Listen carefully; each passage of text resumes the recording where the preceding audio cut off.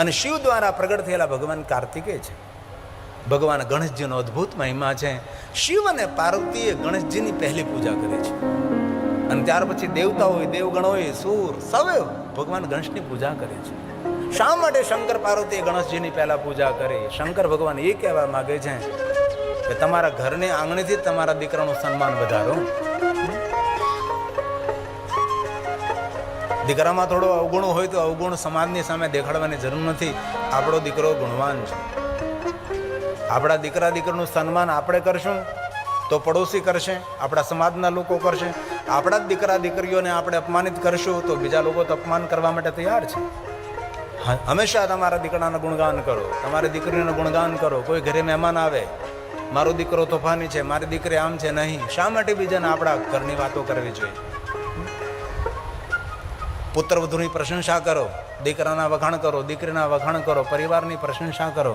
આપણા પરિવારના દુર્ગુણને ખોલવાનો પ્રયાસ ન કરો. ભગવાન ગણેશજીનું ચરિત્ર છે.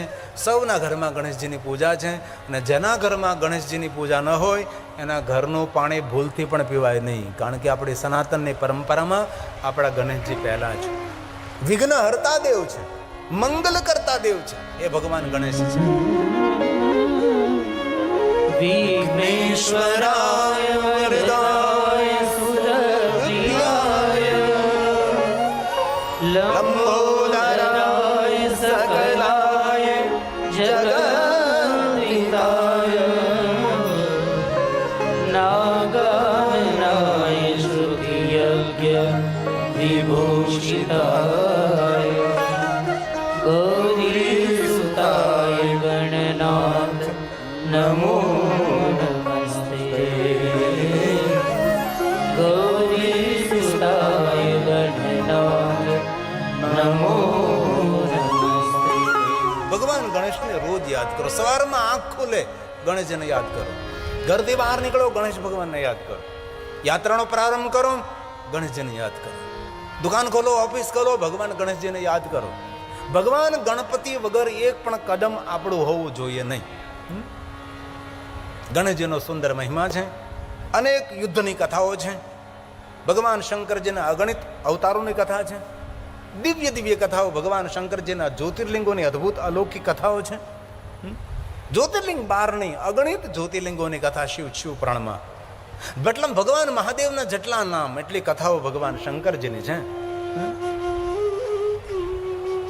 બ્રહ્મા કહે છે નારદ હરિ અનંત હરિ કથા અનંતા કહી સો નહીં બહુ વિધિ સંતા. બ્રહ્મા નારદને કહે છે નારદ ક્યાં શબ્દોમાં તમારી સામે હું વર્ણન કરું? હે નારદ બસ થોડા શબ્દોમાં તમને કહું છું. ભગવાન શિવનું નામ જ એ ભવ પાર કરાવનારું છે. શિવ નામ તરીમ પ્રાપ્યમ સંસાર બંતરંતિ તે સંસાર મૂળ પાપાની તાની નશ્યંતિ સંશય. બ્રહ્માજીએ નામનો મહિમા સમજાવ્યો છે. નારદ અંતે તો પુરાણનો સાર તો નામ છે ને. તેથી હાલતા ચાલતા બેસતા ઉઠતા ખાતા પીતા ભગવાનનું નામ લેવું. ભવસાગર તરવાનું કોઈ શ્રેષ્ઠ. તરીમનો અર્થ શું થાય? તરીમ એટલે તરવાનું સાધન.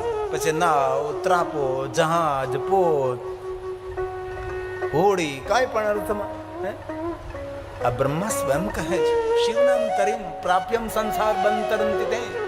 સંસારના બંધનોમાંથી મુક્ત થવું હોય તો શિવનું ભજન કરો. સંસાર મૂળ પાપાનમ. સંસારના મૂળ પાપ. ધરતી પર પગ મૂકો તો પાપ લાગે, પાણી પીએ તો પાપ લાગે, ભોજન કરીએ તો પાપ લાગે. જીવ ભોજનમ જીવો. જીવ અનેક જીવોનું ભક્ષણ કરે છે. બોલીએ તો પાપ લાગે. તો જીવન જીવવું કઈ રીતે? શરીરને ટકાવા રાખવા માટે ઘણી બધી પ્રક્રિયાઓ કરવી પડે. તેને સંસારના મૂળ પાપ કહેવાય છે.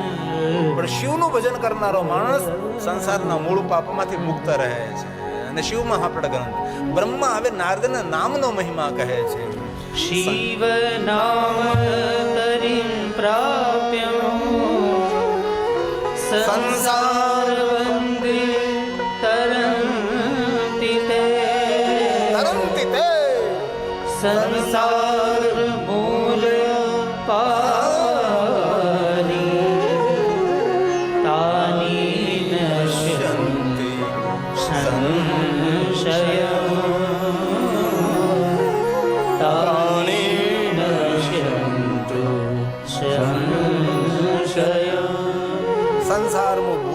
પાતકના મુને શિવ નામ ગુંઠન ન્યાસનો જાય તે ધ્રુવમ શિવ નામામૃતમ પેયમ શિવ નામ રૂપે અમૃત જે પાન કરે છે. અરે બ્રહ્માએ કહ્યું કે નારદ ભગવાન શિવજીના એક નામમાં જેટલું સામર્થ્ય છે ને પાપને બાળીને ભસ્મ કરવાનું, આટલું સામર્થ્ય કોઈ મનુષ્યમાં પાપ કરવાનું સામર્થ્ય એક શિવજીના નામમાં આટલું સામર્થ્ય છે કે મનુષ્ય આટલા પાપ જીવનમાં કરી પણ શકતો નથી. તેથી જીવનને સાર્થક કરવું હોય ભગવાનનું નામ લો. શિવેતિ નામ પિયુષ વર્ષાધારા પરિલુપ્તા. જે શિવનું ભજન કરે છે તેના પર ભગવાન અમૃતની વર્ષા વરસાવે છે. એટલું તો થઈ શકે ને. ભલે આપણે જપ તપ સાધના અનુષ્ઠાન ઉપાસના ન કરી શકીએ, હાલતા ચાલતા બેસતા ઉઠતા ખાતા પીતા ઉઠતા જાગતા ઘરમાં વનમાં શમશાન નિરંતર ભગવાનને યાદ કરીએ, ભગવાનનું સ્મરણ કરીએ. આપણે કોઈ પણ નામ મહાદેવની કથા કહો ત્યારે શિવ નામ. તમને રામ પ્રિય તો રામનું ભજન કરો, કૃષ્ણ પ્રિય તો કૃષ્ણનું ભજન કરો. કોઈ પણ દેવી દેવતાઓનું ભજન એ બહુ પાર કરાવનારું છે. जपता रहता नाम जो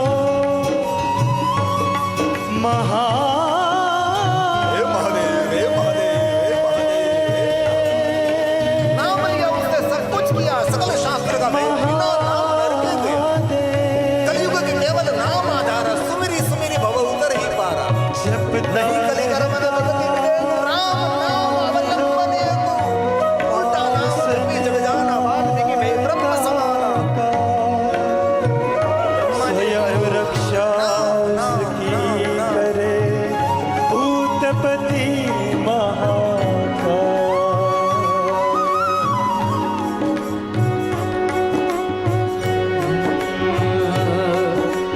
जप ले शिव का नाम प्यारे, जप ले शिव का नाम, जप ले शिव का नाम प्यारे, जप ले शिव का नाम. महादेव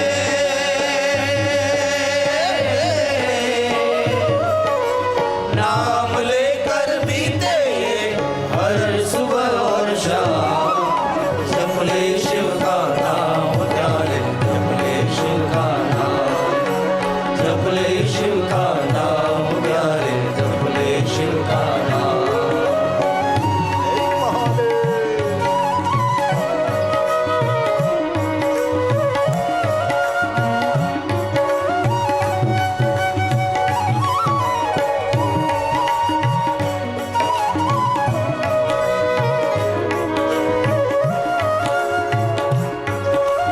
दस मिनट में कथा को विराम करूंगा.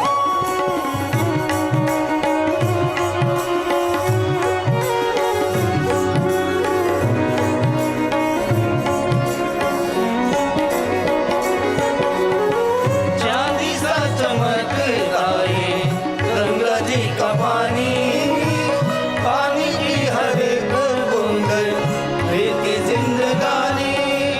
ओ, ओ,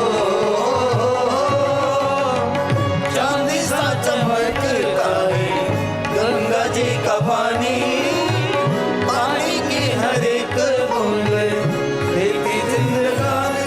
इसीलिए जल संग्रह करજો. જલનો બગાડ નહીં કરતા. ભગવાન શંકરજીએ જટામાં ગંગાજીને ધારણ કરીને એ જ સંદેશ આપ્યો છે. જલ તમારું જીવન છે, જલ થકી સૃષ્ટિ છે. આપણા શાસ્ત્રોમાં તો કહ્યું છે, પણ વર્તમાનમાં વિજ્ઞાને પણ જાહેર કર્યું છે કે આવતી પેઢીઓને તમે કહેશો કે આકાશમાંથી પાણી પડતું હતું, એ લોકો ગપ્પા માનશે. ખોટી વાત કરો છો તમે. આકાશમાંથી પાણી પડે જ નહીં, વરસાદ પડે જ નહીં. આ સપનું થઈ જશે વરસાદ. આપણા શાસ્ત્રોમાં તો આ બધું વર્ણન છે. વિજ્ઞાને પણ અત્યારે વર્તમાનમાં કહ્યું કે ધીરે ધીરે વરસાદ બંધ થઈ જશે, વરસાદ નહીં વરસે, કારણ કે ધરતીનું વાતાવરણ એટલું ગરમ થઈ જશે.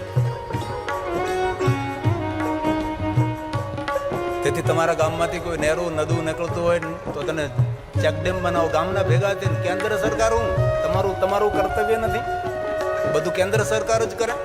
આપણે પણ વૃક્ષો લગાવીએ.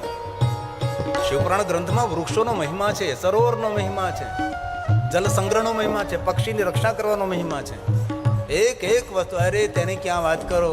કોઈ સ્મશાન નિર્માણ માટે તમે ઈંટો આપો છો, સ્મશાનની અંદર કોઈ કાષ્ટ આપે છે, એને પણ કરોડો યજ્ઞો કરવાનું પુણ્ય મળે છે. એ આપણા પુરાણો છે. એક વાત છોડી નથી. પ્રકૃતિની રક્ષા કરનારો આપણું પુરાણ છે. પ્રકૃતિની સાથે છેડછાડ કરનારો આપણું પુરાણ નથી. તેથી જ્યાં જ્યાં અવસર મળે ત્યાં વૃક્ષો વાવો, વૃક્ષોની રક્ષા કરો, વૃક્ષોનું જતન કરો. અહીંથી આપણે પારડી સુધી જાય તો માર્ગમાં કેટલા સુંદર વૃક્ષો છે. વાવ્યા તો છે નગરપાલિકાએ, પણ નગરપાલિકાએ વાવ્યા પછી ધ્યાન આપણે પણ રાખવું પડે. આપણે પણ તેના માટે વ્યવસ્થા કરવી જોઈએ. નગરપાલિકા પણ સમયસર પાણી પાય. વાવીને પછી ફોટો પાડીને સરકારને મોકલી દેવો એમ નહીં, આપણી જવાબદારી છે. તેથી આ કથા સાંભળ્યા પછી માળા કરો, પૂજા કરો, અર્ચન કરો, દર્શન કરો, ઠીક થાય તો કરજો. પણ હૃદયથી પ્રાર્થના છે, આવતી પેઢીનું મંગલ જો આપણે કરવું હોય તો જેટલા ભાઈઓ બહેનો બેઠા એટલા કથાની યાદ સ્વરૂપે તમારી વાડીમાં, તમારા ઘરના આંગણે, જ્યાં તમને જગ્યા મળે ત્યાં તમે જતન કરી શકો એવી જગ્યાએ એક એક વૃક્ષ વાવજો. તેવી હૃદયની એક પ્રાર્થના છે. વૃક્ષ આપણું જીવન છે. વૃક્ષથી સૃષ્ટિ એ દિવ્ય લાગે છે. વૃક્ષ નથી તો માણસ પણ નથી. हो चांदी सा चमकता है गंगा जी का पानी, पानी की हर एक बूंद रहती जिंदगानी. हो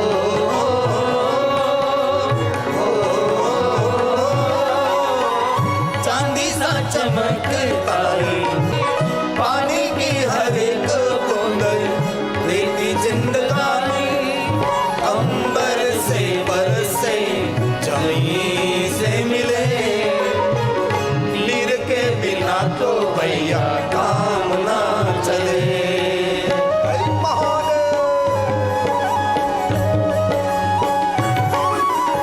अंबर से बरसे जमीन से मिले, नीर के बिना तो भैया काम ना चले.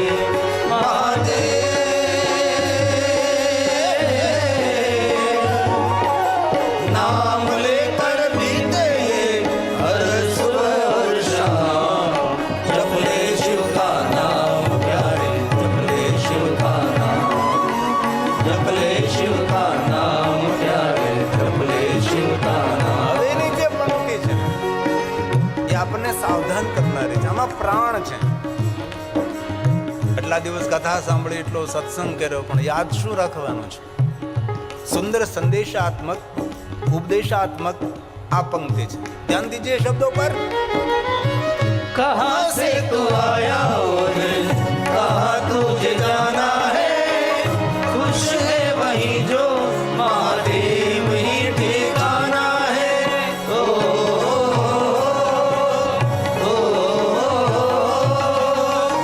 कहाँ से तू आया और कहाँ तुझे जाना है, खुश है वही जो महादेव ही ठिकाना है. चल चल चलती हवाएं करे शोर,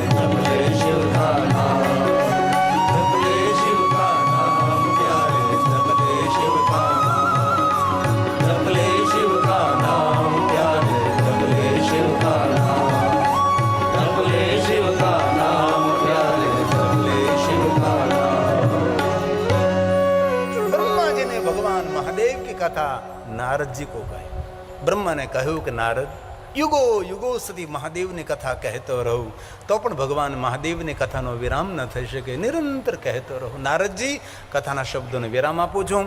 નારદજી બ્રહ્માજીને પ્રણામ કરે, સાષ્ટાંગ પ્રણામ કરે, દંડવત પ્રણામ કરી નારદજી પિતા બ્રહ્માજીની પરિક્રમા કરે છે. મોટા મોટા યજ્ઞો થાય કે ન થાય, થાય તો કરજો, પણ તમારા ઘરની અંદર માતા પિતાને રાજી રાખજો. દુનિયાના બધા યજ્ઞો કરવાનું ફળ પ્રાપ્ત થશે. ઘરમાં વડીલો હોય, ઘરમાં ગઢિયા હોય, તેની સેવા કરજો, તીર્થયાત્રાનું ફળ મળી જશે. નારદજી પિતાજીની પરિક્રમા કરી છે.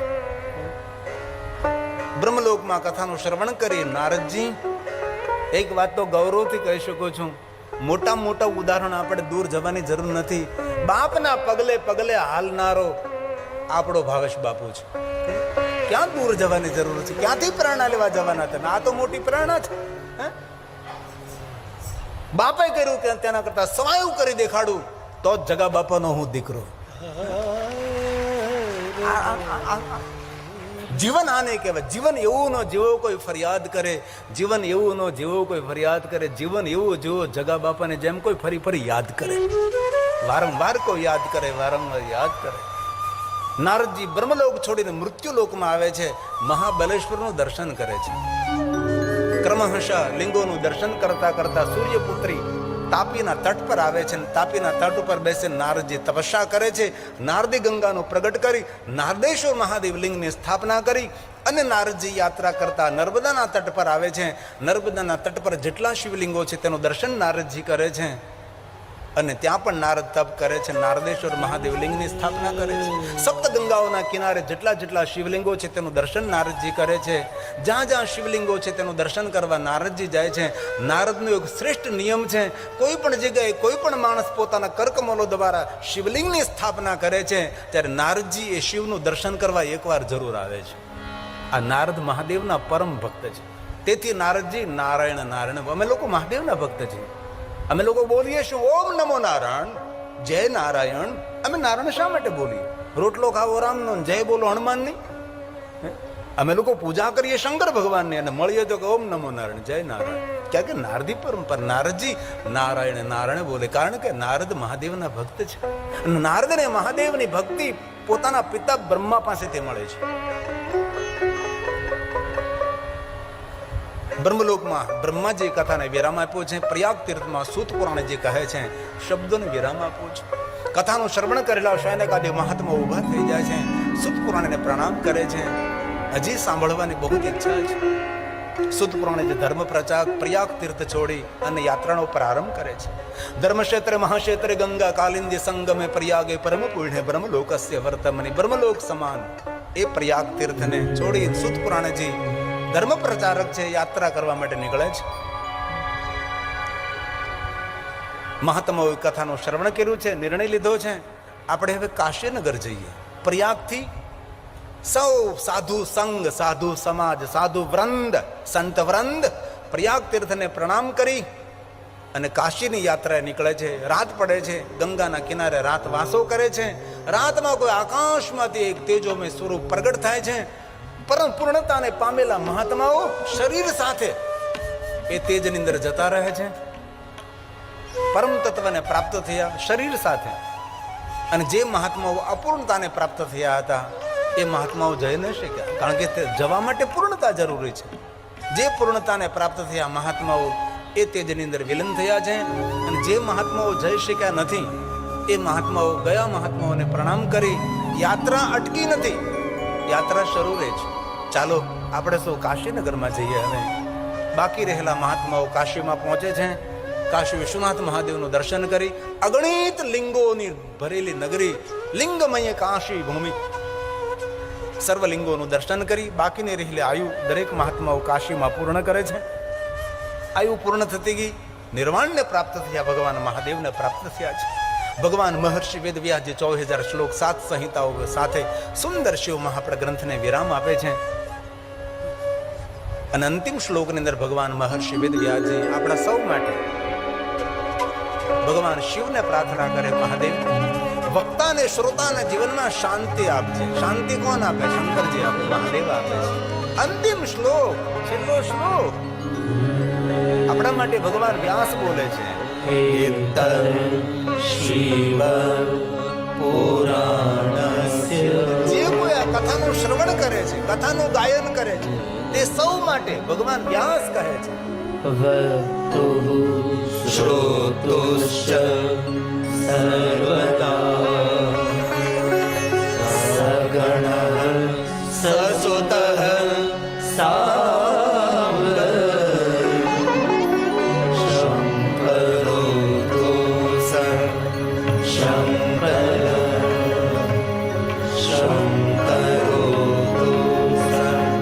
શંકર શંકરો સગણઃ સસુતઃ સા અંબા. અંબાની સાથે મહાદેવ આપ સૌના જીવનમાં શાંતિ કરજો, એવી સુંદર પ્રાર્થના ભગવાન મહર્ષિ વેદવ્યાસજી આપણા સૌ માટે કરે છે.